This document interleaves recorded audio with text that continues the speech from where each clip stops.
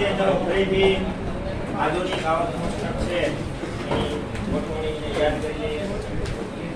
આવર્ત કોષ્ટકને 4 વિભાગમાં વહેંચવામાં આવે છે. S P D ને F આ 4 વિભાગ કેવી રીતના પડ્યા છે? જે તત્વો છે દરેક એની ઇલેક્ટ્રોન રચના દોરી છે અને એમાં છેલ્લે જે ઇલેક્ટ્રોન જે કક્ષકમાં ગોઠવાય છે બરોબર એના આધારે એને જુદા જુદા વિભાગમાં આપણે મૂકીએ છીએ. છેલ્લો ગોઠવાતો ઇલેક્ટ્રોન જો S કક્ષકમાં હોય તો એને S વિભાગમાં મૂકવામાં આવે છે. છેલ્લો ઇલેક્ટ્રોન P કક્ષકમાં ગોઠવાતો હોય તો P કક્ષકમાં એને સ્થાન આપવામાં આવે છે. છેલ્લો ઇલેક્ટ્રોન D કક્ષકમાં ગોઠવાય છે એને D વિભાગમાં મૂકવામાં આવે છે. અને જો F કક્ષકમાં દાખલ થાય છેલ્લો ઇલેક્ટ્રોન એ ગોઠવાય તો એને F વિભાગમાં સ્થાન આપવામાં આવે છે. આ પ્રમાણે આપણે 4 વિભાગોની રચના કરી. સૌથી ડાબી બાજુએ કયો વિભાગ છે? S વિભાગ. ચલો આ વિભાગમાં કેટલા સમૂહનો સમાવેશ થાય છે?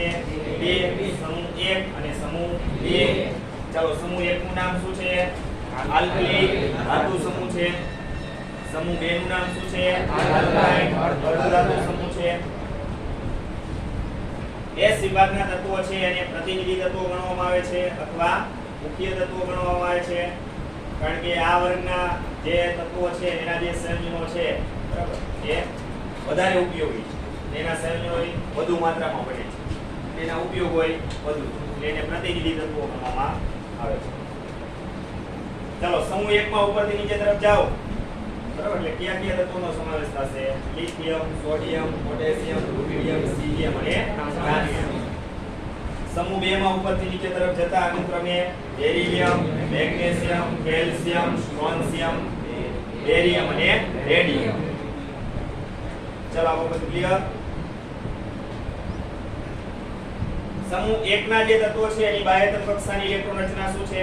NS1. સમૂહ 2 ના બાહ્ય કોષની ઇલેક્ટ્રોન રચના NS2. ચલો S વિભાગ આખો ડાબી બાજુનો ક્લિયર. ત્યાર પછી જમણી બાજુએ D વિભાગ. ચલો એમાં કેટલા સમૂહનો સમાવેશ થાય? 6. 13 થી 18. એમાં છેલ્લા બે સમૂહ આપણા માટે અગત્યના છે. સમૂહ 17 અને 18. સમૂહ 17 છે એમાં હેલોજન તત્વો આવે છે માટે સમૂહ 17 ને હેલોજન સમૂહ તરીકે ઓળખવામાં આવે છે. જેમાં ઉપરથી નીચે તરફ જતા અનુક્રમે ફ્લોરિન, ક્લોરિન, બ્રોમિન, આયોડિન અને એસ્ટિડિન નો સમાવેશ થાય છે. એસ્ટિડિન ની નીચે હજી એક તત્વ છે એની શોધ બાકી છે એટલે એને કાયમી નામ આપ્યું નથી. કામ ચલાવવાનું નામ હશે. સમૂહ 18 ઉમદા વાયુ સમૂહ અથવા નિષ્ક્રિય વાયુ સમૂહ તરીકે ઓળખાય છે. બરાબર જેમાં ઉપરથી નીચે તરફ જતા helium, neon, argon, krypton, xenon અને રેડોન. રેડોનની નીચે હજી 118 પરમાણુ ક્રમાંક વાળું તત્વ છે. બરાબર એની શોધ બાકી છે. બરાબર ઈ જ્યારે એની શોધ થશે એટલે ઈ 7મો આવર્ત રહ્યોની પૂરો થશે. 7મો આવર્ત અત્યારે અધૂરો છે. 118 પરમાણુ ક્રમાંક વાળું નિષ્ક્રિય વાયુ તત્વ છે એની શોધ થશે એટલે ઈ આવર્ત પૂર્ણ થશે. ચલો ક્લિયર. ચલો બે વિભાગમાં ઉપરની બાજુએ કે ઉપરના ભાગે શું છે? અધાતુ તત્વો છે. પછી વચ્ચેના ભાગે કોણ છે? અર્ધધાતુ તત્વો છે. અને તળિયે કોણ છે? ધાતુ તત્વો છે. બે વિભાગના તત્વો છે એને આપણે મુખ્ય તત્વો અથવા પ્રતિનિધિ તત્વો જ ગણીએ છીએ. ચલો આપણે ક્લિયર આટલી બધાને સમજાઈ ગયું. ત્યાર પછી વચ્ચે બે વિભાગ કેટલા સમૂહ આવે? 10. 3 થી 12.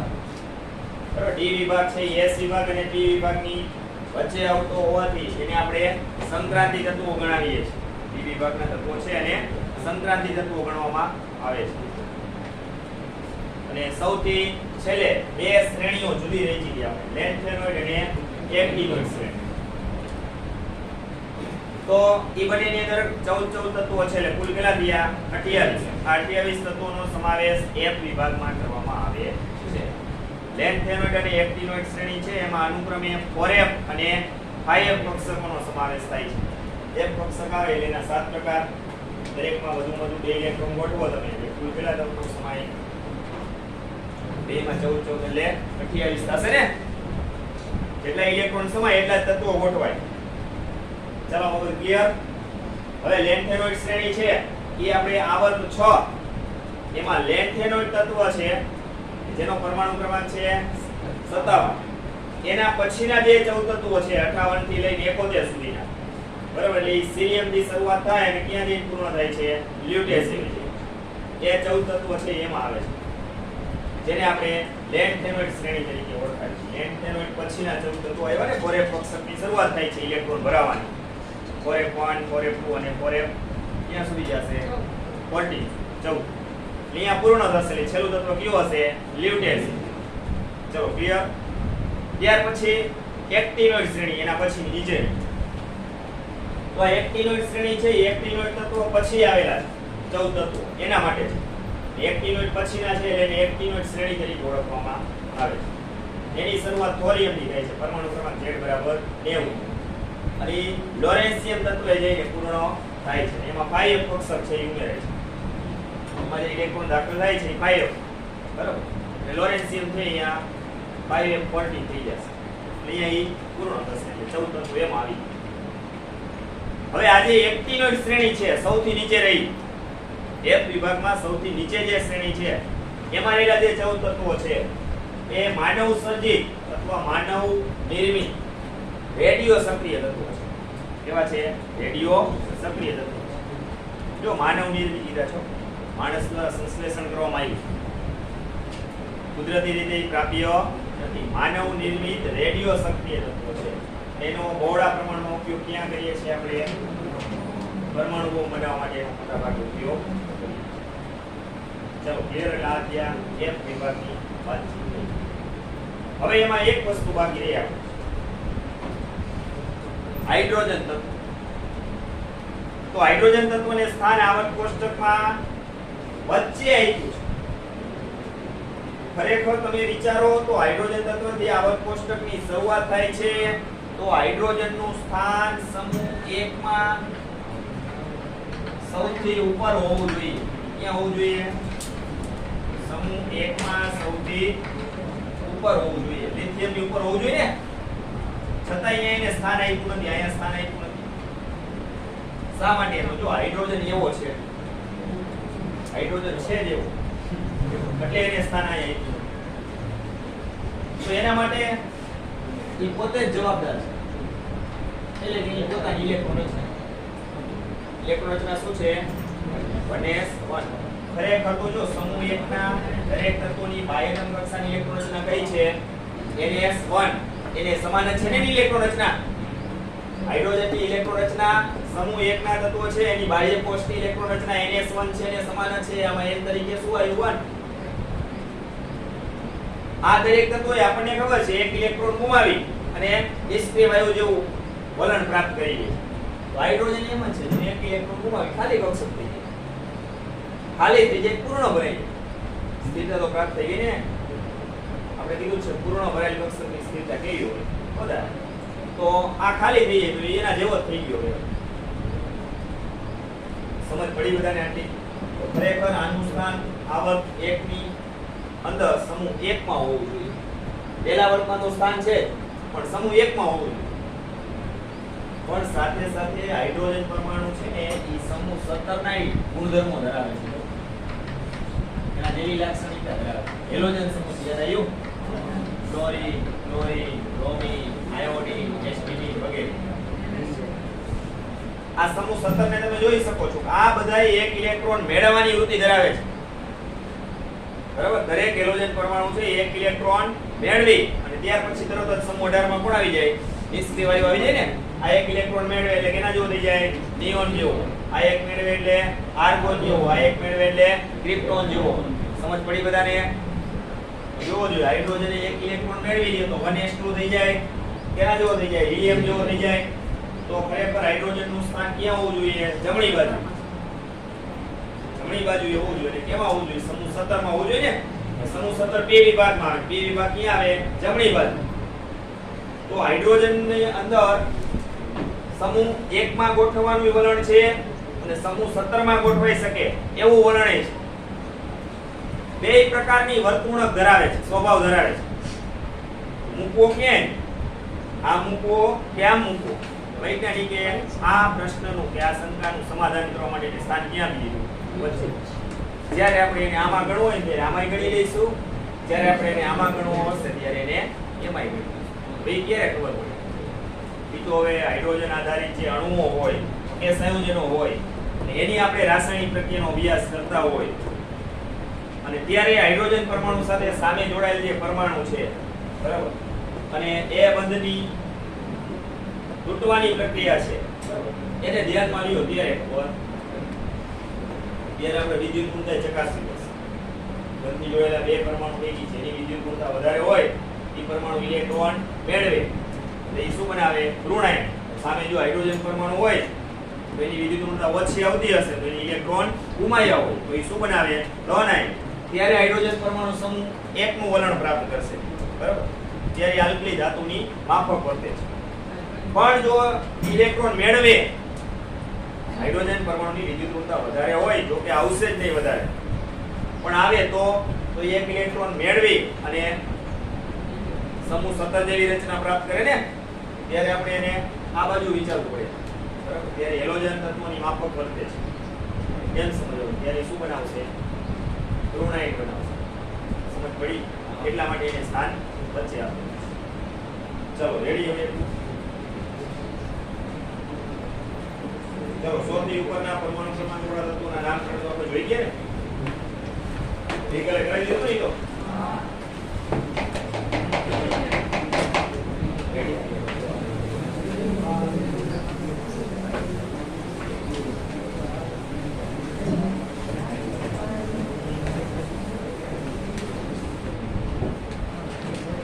ચાલો હવે આપણે આવર્તમાં ઇલેક્ટ્રોન રચના અને સમૂહમાં ઇલેક્ટ્રોન રચના આવા બે પ્રશ્નો મળવાના છે.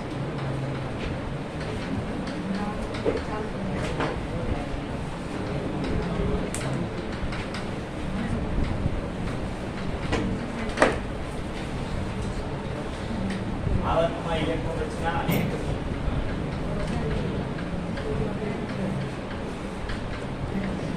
સમૂહમાં ઇલેક્ટ્રોન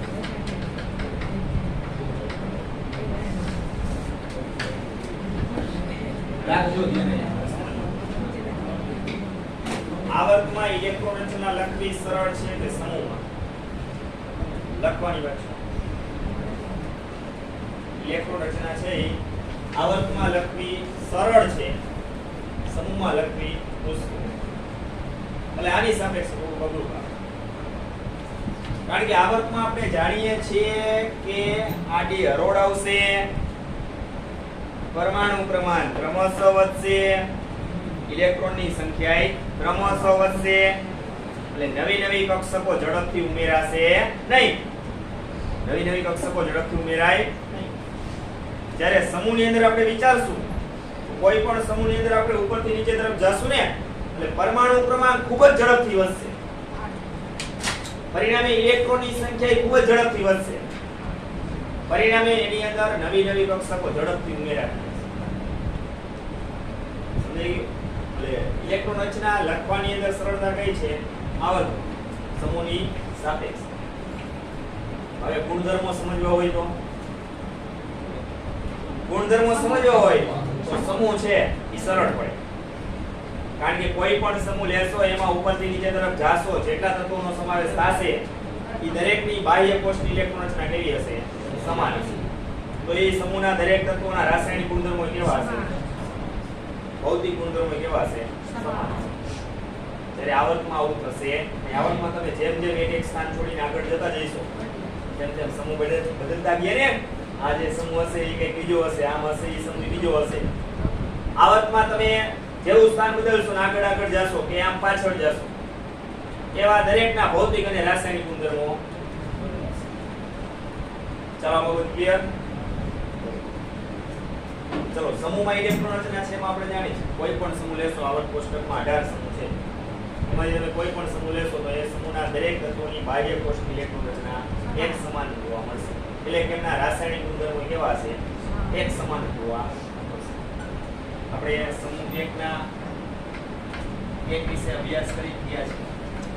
સમૂહ 1 માં ઉપરથી નીચે તરફ જાય એટલે અનુક્રમે lithium, sodium, potassium, rubidium, caesium અને ફ્રાન્સિયમ આવે. જેના પરમાણુ ક્રમાંક Z આપણે જાણીએ છીએ. લિથિયમનો પરમાણુ ક્રમાંક 2 3 સોડિયમ નો 11 પોટેશિયમ 19 રુબિડિયમ 37 સીઝિયમ 55 અને ફ્રાન્સિયમ 82 આ દરેકની ઇલેક્ટ્રોન રચના આપણે ટૂંકાવીને લખીએ છીએ. ટૂંકાવવામાં આપણે નિષ્ક્રિય કોરનો ઉપયોગ કરીશું. અને જાણી છે બધા નિષ્ક્રિય કોર આમાં સમાયેલા છે ને. આ બધાની સમૂહ 1 ના દરેક તત્વોની બાહ્યતમ કક્ષાની ઇલેક્ટ્રોન રચના છે NS1 અને એક ઇલેક્ટ્રોનની ગુમાવવાનું જ વલણ ધરાવે છે. આ એક ઇલેક્ટ્રોન ગુમાવી દે એટલે કેના જેવો થઈ જાય? હિલિયમ જેવો. આ એક ગુમાવી દે એટલે નિયોન. આ એક ગુમાવે એટલે આર્ગોન. એક ગુમાવે એટલે આ એક ગુમાવે એટલે ઝેનોન. આ એક ગુમાવે એટલે અનુક્રમે પરમાણુ ક્રમાંક એક એક ઘટી જાય ને. જો 2 10 18 36 54 અને 86 આવી ગયા. તમને ખબર છે લિથિયમ ઇલેક્ટ્રોન રચના લખેલી હોય તો એમાં હિલિયમ છે નિષ્ક્રિય વાયુ સમાયેલો છે. હિલિયમ નો ઉપયોગ થાય. He હવે બાહ્ય કોષ કયો વધે? 2s1 હિલિયમ એટલે 1s2 2s1 થઈ ગઈ ને આખી ઇલેક્ટ્રોન રચના એની. અને હિલિયમ મૂકી દેશું. Helium 2s. ચાલો આમાં કોષ કયો પૂર્ણ થતો તમને જોવા મળે. કોષ બાહ્ય કોષમાં જે છે એના આધારે તમારે બાહ્ય કોષ કયો છે? 2s છે ને. કક્ષક કઈ આવી? yes. એનું મૂલ્ય કેટલું છે? 2. તો કોષ કયો કહેવાય? બીજો એટલે કયો? A પછી A ને બી પ્રમાણે L કોષ આવે ને આમાં કોષ L છે પણ એ પૂર્ણ થયેલો નથી. બરાબર. છેલ્લે એમાં એક ઇલેક્ટ્રોન હશે. ચાલો સોડિયમ ની અંદર જો નિયોન બાહ્ય કોષમાં એનું મૂલ્ય વધશે ને. 3s1 આવશે કારણ કે સોડિયમ ત્રીજા આવર્તમાં આવે છે. આ બીજા આવર્તમાં આવે છે. પહેલા આવર્તમાં કોણ આવે? હાઇડ્રોજન અને હિલિયમ આવે. ચાલો પોટેશિયમ એમાં આર્ગોન નો ઉપયોગ કરીશું એટલે 18 થઈ ગયા. હવે કઈ કેમાં હશે? આ ચોથા આવર્તમાં પહેલું તત્વ છે પોટેશિયમ એટલે 4s1 આવશે. ચાલો રુબિડિયમ ક્રિપ્ટોન પરમાણુ ક્રમાંક કેટલો છે આનો? 36. એક ઇલેક્ટ્રોન વધ્યો. ઈ કેમાં હશે? 5s1 માં હશે.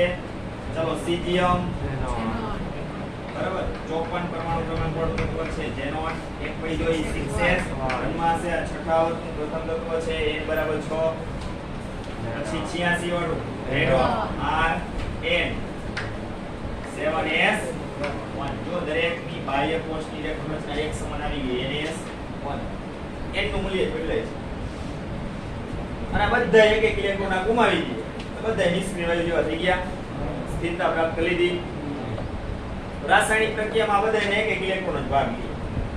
નામે આપણે તો જાણીએ છીએ કે ધાતુ પરમાણુ પાસે એના બાહ્ય કોષમાં ઇલેક્ટ્રોનની સંખ્યા અપૂરતી છે. ધાતુ પરમાણુ પાસે એના બાહ્ય કોષમાં ઇલેક્ટ્રોનની સંખ્યા કેવી છે? અપૂરતી. કા 1 હોય કા 2 હોય કા 3. 1 2 કે 3 ના પ્રમાણમાં જોઈ છે એટલે ઓછી કહેવાય. જ્યારે અધાતુ પરમાણુ લ્યો એના બાહ્ય કોષમાં ઇલેક્ટ્રોનની સંખ્યા ધાતુની સાપેક્ષે ઘણી બધી વધારે હોય છે. ક્લોરીન પાસે કેટલી કહેવાય? ક્લોરીન પાસે 7. ક્લોરીન પાસે 7. બ્રોમિન પાસે 7. વધારે કહેવાય ને. ધાતુ પરમાણુ કા 1 ઇલેક્ટ્રોન ગુમાવે પ્લસ 1 સંયોજકતા આવે 2 ગુમાવે પ્લસ 2 સંયોજકતા આવે 3 ગુમાવે પ્લસ 3 આવે. આનાથી વધારે ક્યારેક જ ભાગ્ય જોવા મળે. પણ અધાતુ પરમાણુ છે એની પાસે આપણે જોઈએ છીએ બાહ્ય કોષમાં ઇલેક્ટ્રોનની સંખ્યા કેવી છે? પૂરતી છે. પૂરતા પ્રમાણમાં. ચાલો એક બાબત ક્લિયર. ચાલો આમાં કોષ કયો આવશે? 3 એટલે L પછી M N O P Q ના બોલો માં. સાતમો આવર્ત અધૂરો છે. અધૂરો છે ને. પૂર્ણ થયો નથી એટલે એનો કોષ છે આપણે દર્શાવતા નથી. દર્શાવો તો કઈ વાંધો નથી. હજી અધૂરો છે જો દર્શાવો તો તમને તમારું નામ છે એ બુકમાં લખવામાં આવશે. તમારે 118 પરમાણુ ક્રમાંક વાળું તત્વ અને એમાં જે બાકીના તત્વો છે એના નામ કેવા પડશે.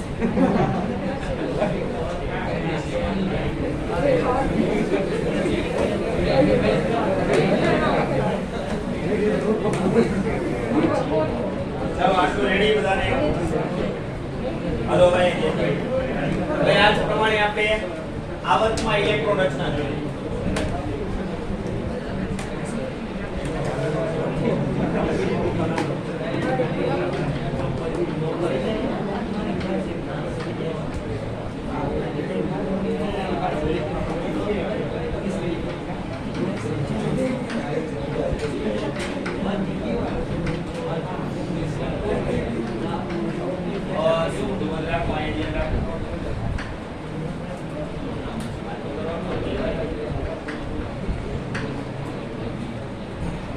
ચાલો આવર્ત કોષ્ટકની અંદર આવર્તમાં ઇલેક્ટ્રોન રચનાનો આપણે અભ્યાસ કરીએ છીએ. તો આવર્ત ક્રમ કેટલા છે? કુલ 7 આવર્ત છે ને. પ્રથમ આવર્ત, બીજો આવર્ત, ત્રીજો આવર્ત, ચોથો આવર્ત, પાંચમો આવર્ત, છઠ્ઠો આવર્ત ને સાતમો આવર્ત. બાહ્ય કોષમાં n નું મૂલ્ય આપણે જાણીએ છીએ. પ્રથમ આવર્ત હોય એટલે 1 2 3 4 5 6 અને 7. હવે ઇલેક્ટ્રોન રચના આપણે દરેક આવર્તમાં જેટલા તત્વો ગોઠવાય છે બધાયની લખવાની જરૂર નથી, એ તમને આવડે છે. આપણે દરેક આવર્તનું પહેલું અને છેલ્લું તત્વ, છેલ્લું તો કયું હોય? નિષ્ક્રિય વાયુ હોય. સમૂહ 18 નું પહેલું કયું હોય? સમૂહ 1 નું જ હોય. રેડી? ઈ બેની ઇલેક્ટ્રોન રચના ઓળખશું. બાકી આખી ઇલેક્ટ્રોન રચના તમને આવડે છે, જે સુધીની મેં તમને શીખવાડેલી છે. બાકીની તમને આવું બહુ સીધા જાણો તો થઈ જશે. ચાલો, પ્રથમ આવર્તમાં કેટલા તત્વો ગોઠવાય છે? 2. એ આવે હાઇડ્રોજન અને હિલિયમ. હાઇડ્રોજનની ઇલેક્ટ્રોન રચના શું છે? 1s1. અને છેલ્લે આ આવર્ત ક્યાં જઈને પૂરો થાય છે? હિલિયમ. તેની ઇલેક્ટ્રોન રચના શું છે? 1s2. ચાલો આમાં n બરાબર કેટલા છે? 1. આ પ્રથમ કોષ આવ્યો. n નું મૂલ્ય કોઈ કયો કોષ કહેવાય? 2. જો આયા તો n નું મૂલ્ય 2 હતું, બાહ્ય કોષમાં એટલે L કોષ કહેતા. સમજ પડી? પણ અહીંયા કોષ A છે ને પૂર્ણ થઈ જશે. પહેલો આવર્ત છે એ આયા જો હિલિયમ જે પૂરો થઈ ગયો. આ A કોષ પૂર્ણ થઈ ગયો. ચાલો બીજો આવર્ત. બીજા આવર્તમાં પડી ગઈ ને ક્યાંથી શરૂ થાય? લિથિયમ થી. ચાલો લિથિયમ ની બાહ્ય કોષની ઇલેક્ટ્રોન રચના શું આવે? 2s1p. ક્યાં જઈને પૂરો થાય? નિયોન. નિયોનમાં તમારે આગળની બે કક્ષક બોલેવી આ પ્રમાણે લઈ શકે. 2s2p6. લિથિયમ થી નિયોન સુધીના કેટલા તત્વો આવે? 8. લિથિયમ થી નિયોન સુધી જાવ, આનો પરમાણુ ક્રમાંક 3 અને આનો 10. રેડી? એટલે 8 તત્વોનો સમાવેશ થાય. આપણે ખબર છે બીજા આવર્તમાં કેટલા તત્વો સમાય?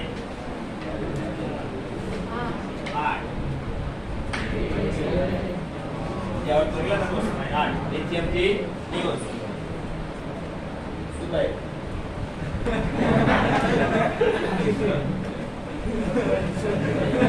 કોષ પૂર્ણ થઈ ગયો. નિષ્ક્રિય વાયુ નિયોન L. ચાલો ત્રીજો આવર્ત n બરાબર 3. ક્યાંથી શરૂઆત થાય? સોડિયમ થી. બાહ્ય કોષની ઇલેક્ટ્રોન રચના NaCl1. ક્યાં જઈને આવર્ત પૂરો થશે? આર્ગોન. 3s2 3p6. કયો કોષ પૂર્ણ થયો? M. ચલો આ M કોષમાં કેટલા ઇલેક્ટ્રોન ગોઠવાય? 8. તત્વો કેટલા સમાય? 8. તો બીજો અને ત્રીજો આવર્ત તત્વોની સંખ્યાની બાબતમાં કેવા છે? સમાન. બરાબર, બેમાં 8. ચાલો રેડી? ઈ 8 શા માટે ઈ તમને ખબર પડી ગઈ. જો એમાં S અને P બે જ કક્ષકો આવે. S અને P બે જ કક્ષકો આવે. એ એનો નિયમ છે. દરેક આવર્તમાં વધુમાં વધુ કેટલા તત્વો ગોઠવાઈ શકે એ કોણ નક્કી કરે? તો કે દરેક આવર્તમાં કેટલી કક્ષકો આવે છે પેલા એ નક્કી કરવું પડે. કક્ષકોની સંખ્યા નક્કી થઈ જાય તો એ કક્ષકો કરતા બમણી સંખ્યામાં તત્વો સમાય. કક્ષકો કરતા બમણી સંખ્યામાં તત્વો સમાય. કારણ કે પૌલીનો નિયમ છે દરેક કક્ષકમાં વધુમાં વધુ 2 ઇલેક્ટ્રોન ગોઠવાય. કક્ષકોની સંખ્યા આવી ગઈ, ઇલેક્ટ્રોનની સંખ્યા બમણી થઈ ગઈ, તો પછી તત્વોની સંખ્યા કેવી થઈ જાય? આવર્તમાં કેવી થઈ જાય? બમણી થઈ જાય ને. દાખલા કે પહેલો આવર્ત છે એમાં એક જ કક્ષક છે, કઈ S. આ રહ્યું કક્ષક 1, એમાં ઇલેક્ટ્રોન કેટલા સમાય? 2. વધુ વધુ તત્વો કેટલા ભરાય? 2. બીજો આવર્ત આવ્યો, એમાં કક્ષકો 2 આવી, S અને P. કક્ષકો 2, પણ એમાં P ના કેટલા પ્રકાર? 3. એ ગણવાના ને દરેકમાં 2 ગોઠવાયેલ. અને એક S એટલે કુલ કક્ષકો કેટલી? 4. તો એમાં તત્વો એના બમણા કરી નાખો. 4 8 તત્વો સમાય દ્વિતીયથી ઇવન સુધી. ત્રીજો આવર્ત આવ્યો, એમાં કક્ષકો કઈ? S અને P બે જ આવશે ને. કક્ષકો S અને P બે જ આવશે. 3S અને 3P. કક્ષકો કુલ કેટલી થઈ? 4. P પ્રકારની 3 અને એક S પ્રકારની. કક્ષકો 4 તો તત્વો કેટલા ગોઠવાય? બમણા 8. આવી ગયા. સમજાઈ ગયું બધાને? ચાલો ત્યાર પછી ચોથો આવર્ત અને પાંચમો આવર્ત. આ બે કેવા છે? સમાન. આ બંનેમાં કેટલા તત્વો ગોઠવાય? 18. તો આની શરૂઆત ક્યાંથી થશે? બાહ્ય કોષની રચના 4s 1. આ આવર્ત ક્યાં જઈ પૂરો થશે? ઇલેક્ટ્રોન. બાહ્ય કોષની ઇલેક્ટ્રોન રચનાની 4s 2 4p 6. ચાલો જો આ પ્રોસેસ પૂરો થઈ ગયો, કયો આવશે? આ n. હવે આની અંદર તમને ખબર છે ચોથા આવર્તથી તમે જોશો કેમમાં ટેબલમાં. હવે આમાં ડી કક્ષકે આવી ગયો. જો n બરાબર 4. જોયું? આ ડિઝાઇન એમ નામ નથી આપી રંગોળી દોરી. n બરાબર 4 માં તમે જાશો ને, જો એની ડી કક્ષકની શરૂઆત થઈ ગઈ. ડી વિભાગ આવી ગયો ને એમાં.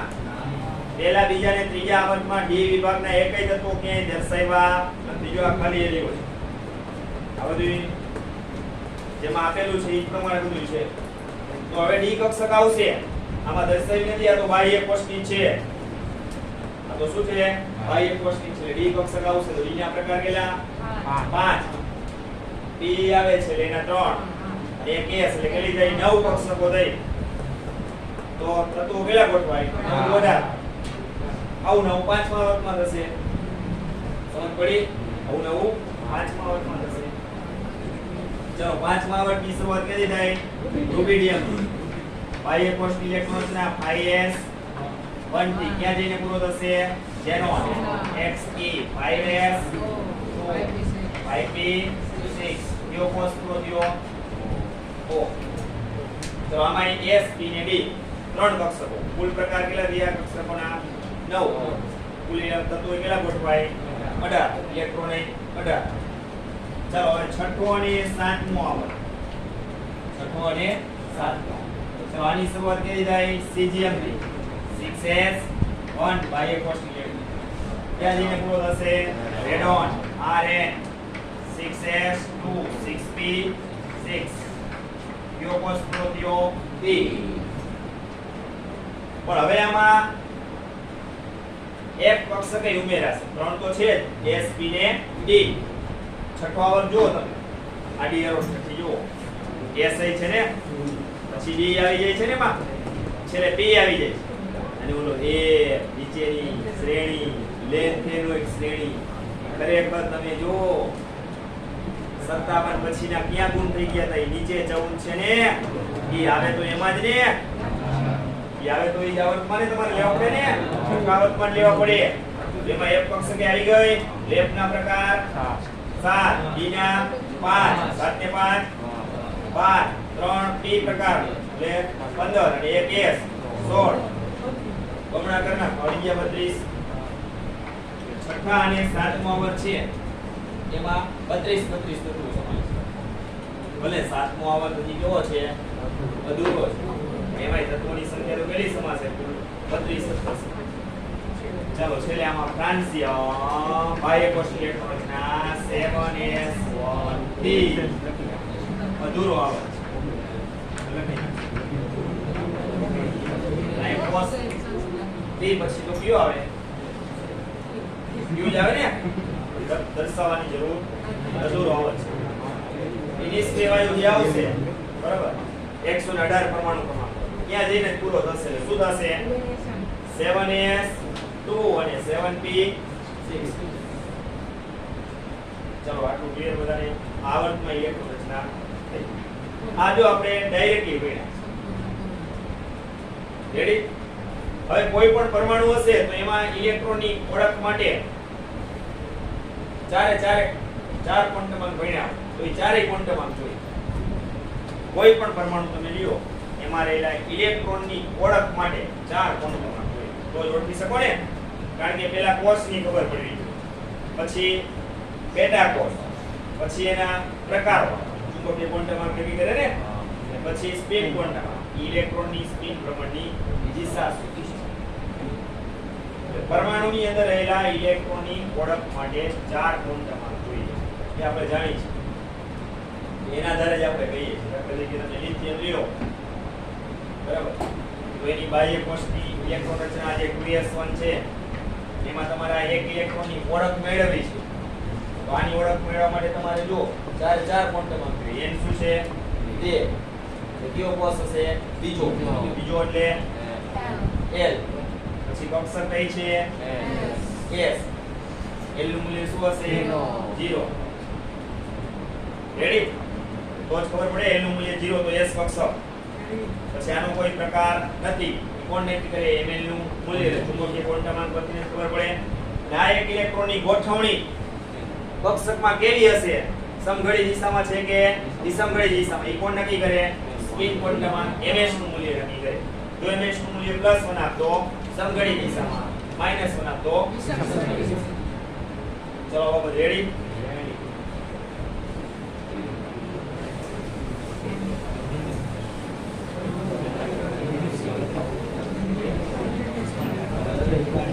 ચાલો હવે આને થોડુંક વિસ્તારી નાખીએ મતલબ પૂરું થઈ ગયું આવર્તની ઇલેક્ટ્રોન રચના છે આ પ્રશ્ન પૂછાય તો તમારે આવી રીતના ડાયરેક્ટ લેવલ સ્વરૂપે લખી નાખવાનો તમારે 7 મુદ્દાઓ પાડવાના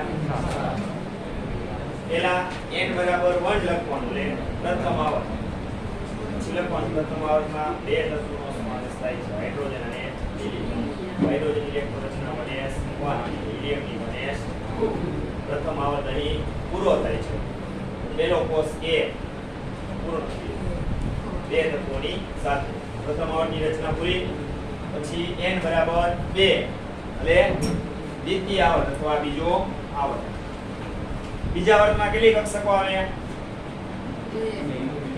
S અને P બીજા આવર્તમાં બે કક્ષકો આવે છે S અને P પણ કુલ કેટલા પ્રકારો થયા 4 બીજા આવર્તમાં વધુમાં વધુ કેટલા તત્વો ગોઠવાશે 8 કેટલા ગોઠવાશે 8 ક્યાંથી ક્યાં સુધી કહેવાનું લિથિયમ થી નિયોન સુધી બરાબર ની દરેક ઇલેક્ટ્રોન રચના તમને ખબર પડી ગઈ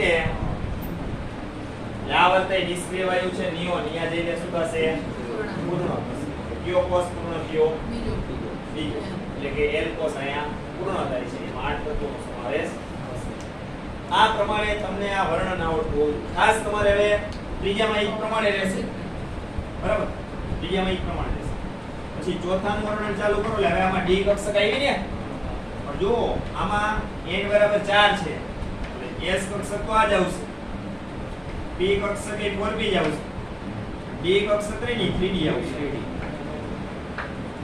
આ બેમાં જોવાનું n + l જો આમાં p કક્ષક છે l નું મૂલ્ય n 4 ને 5 આમાં n + l 3 d છે એટલે l નું મૂલ્ય 2 આઈ 5 તો આ બેમાંથી પહેલા કઈ ભરાય 3d બરાબર શા માટે n નું મૂલ્ય વધારે એની ઊર્જા થોડી વધારે આમાં n નું મૂલ્ય ઓછું કારણ જો આમાં n + l નું મૂલ્ય બેમાં સમાન આવે છે 5 જ આવે છે એમાં કીધું જેનું n નું મૂલ્ય વધારે એની ઊર્જા વધારે અહીંયા પહેલા કઈ ભરાશે 4s હવે એમાં બે ઇલેક્ટ્રોન એટલે બે તત્વો ગોઠવાઈ ગયા પછી 3d તો અહીંથી સંક્રાંતિ શ્રેણીની શરૂઆત થઈ જોયું સંક્રાંતિ તત્વો આવશે કેટલા આવશે 10 આવી જતા હશે જો ડી વિભાગના 10 આવી ગયા ને 10 n બરાબર 4 માં વચ્ચે ડી વિભાગ ચાલુ થયો એટલે 10 તત્વો આવી ગયા લાભ પૂરું થાય એટલે સંક્રાંતિ તત્વો પૂરા બરાબર પછી કઈ કક્ષક ભરવાની શરૂઆત થાય 4p 1p 4p 6 લઈ આવો ક્રિપ્ટોનેજાઇન પૂરો થાશે સમજ પડી એટલે પહેલા એમાં 3d ભરાશે ને પછી આ ભરાશે ચલો આ વખત ક્લિયર બધાને પણ આ ડી કક્ષકની શરૂઆત થાય 3d તો એ 3d ની શરૂઆત કેવી થઈ સ્કેરેડિયમ થી જો यदि થોડું વિચારો તો વિચારો જ્યાં સુધી વિચારીશું એટલે 3d1 યાદ આવ્યું સ્કેરેડિયમ પછી ઝિંક સુધી ચાલ્યું ક્યાં સુધી ઝિંક 10 તત્વો આવી ગયા લા 3d માં જે 10 તત્વો આવ્યા તમે હવે જુઓ ચોથા આવર્તમાં લાખો આવર્ત કોષ્ટક પૂર્ણ થઈ ગયા સ્કેરેડિયમ ની શરૂઆત થઈ Sc અને ઝિંક પૂરો થઈ ગયો અહીંયા ડી વિભાગ પૂરો થયો પછી બી બ્લોક તો એમાં 6 તત્વો છે ત્યાર પછી 6 આવ્યા જશે ચલો આટલું ક્લિયર એટલે કે p કક્ષક છે એમાં 6 ઇલેક્ટ્રોન ગોઠવવાની સાથે ત્રિકોણ સાથે આમાં પૂરો પછી પાંચમો આવર્ત લ્યો તો n બરાબર 5 પાંચમો આવર્ત એમાં s p ને d ત્રણ કક્ષકો આવશે કુલ કેટલા પ્રકારો થયા 9 કેટલા તત્વો સમાસે 18 ચલો આવો બધા ક્લિયર હવે એની અંદર કક્ષકો કઈ થાય 5s 5p અને 4d નો આવાય સંક્રાંતિ તો 10 આવશે 4d આવે છે ચાલો પહેલા તો 5s ભરે ને ઉજાના ક્રમ પ્રમાણે પછી આ બેમાંથી 4d ભરાશે 4d ભરે એટલે એટીએમ થી શરૂઆત થશે જોજો થાય છે ને એટીએમ તત્વથી શરૂઆત થશે ક્યાં જઈ પૂર્ણ થશે કેડિયમ બરાબર 10 તત્વો આવી ગયા ઈડી કક્ષક એ સંક્રાંતિ તત્વો થયા ક્યાં થયા જ્યારે s માં બે ગોઠવણા હતા એ પ્રતિનિધિ તત્વો કહેવાય છેલ્લે 5p માં 6 ગોઠવણા હતા એ પ્રતિનિધિ તત્વો કહેવાય કેવા કહેવાય લામ છેલ્લે 5p 6 છે એ વરાશે એટલે નિષ્ક્રિય વાયુ આવી જશે બરાબર કયો કોષ પૂર્ણ થશે ઓ કોષ છે આવડશે ને એને લખો એકદમ સરળ પછી છઠ્ઠો અને સાતમો છઠ્ઠો આવર્ત લખો એટલે હવે એક કક્ષકે આવી જશે n બરાબર 6 એટલે છઠ્ઠો આવર્ત એમાં s p ની f કુલ કક્ષકો કેટલી થઈ 16 કુલ તત્વો કેટલા ગોઠવાય 32 કઈ કઈ કક્ષકોમાં વિચારીએ 6s 6p 5 और f ડી કઈ આવશે 5 બરાબર આ આવશે 4 પહેલા તો કઈ કક્ષક ભરાશે 6s બે પ્રતિનિધિ તત્વો આવી ગયા પછી f રાઈટ 4f s પછી ડી આવે ને આમાં તો જો 6 અને p એટલે 7 થયું ને 1 પ્લસ f આમાં એ ભાઈ 7 એનું મૂલ્ય કેમાં વધારે 3 d પછી ભરે ને આમે જો ને પેલા s હોય પછી d આવર્ત કોષ્ટક યાદ કર્યું ને એટલે હવે તમને ઓળો ક્રમે ખબર પડી જશે આવું કહો ઓળો સમજાણું પેલા 4f નો બે હાથ થાય હાથ થાય 4f માં આમાં કોઈ ફોરે પણ ભરશે કોઈ લાગત આવી ને લેન્થ એનર્જ શ્રેણી આવી ગઈ હતી એટલે બહાર કાઢી લીધી રેડી છઠ્ઠા અને સાતમા માં આવે એટલે આમાં કેટલા આવી ગયા f માં આવી ગયા પછી d માં કેટલા વૈધા આવે પછી તો એ જ આવશે ને એનું મૂલ્ય છે પછી આ 6p આવશે b તો છેલ્લે આવી ગઈ જમણી બાજુ છઠ્ઠા અને સાતમા આવર્તમાં જાવ ત્યારે વિચારવાનું છે કારણ કે આપણે 14 તત્વો બહાર કાઢ્યા છે n + l પ્રમાણે જોઈ લેવાનું ચલો આવું નવું કેમાં થશે ચલો એમાં 7s 7b થાય એ આવી ગઈ એક્ટિનોઇડ શ્રેણી S પછી સીધી જ આવશે F 14 તો આવી ગયા ને પછી D માં 10 આપેલા છે જો એમાં જ્યાંથી બાકી રહે ત્યાંથી બાકી રહેશે ઈ 90 પછીના ઓલા થયા કેટલા થયા 103 ત્યાંથી પછી સ્ટાર્ટ થઈ ગયા ને ડી માં આવી ગયા પછી પૂર્ણ થાય પછી છેલ્લે પી અક્ષર ભરાશે એમાં 118 માં બાકી છે આવર્ત કયો કીધો છે ચલો આ થઈ આવર્તમાં ઇલેક્ટ્રોન રચના અને સમૂહમાં ઇલેક્ટ્રોન એવો એક પ્રશ્ન આયા હાલો હવે પછી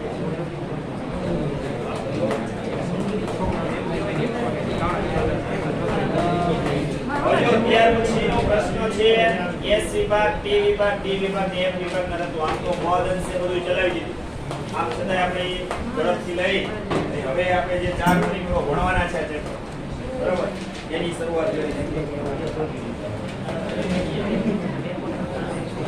જો તમને આયા ચારે ચાર વિભાગ અલગ કરીને આપેલા છે બરાબર નીચે ખાનામાં જે કલર આપેલા છે એમાં ધાતુ તત્વો કોણ છે અધાતુ કોણ છે અર્ધધાતુ કોણ છે એની સમજૂતી આપી છે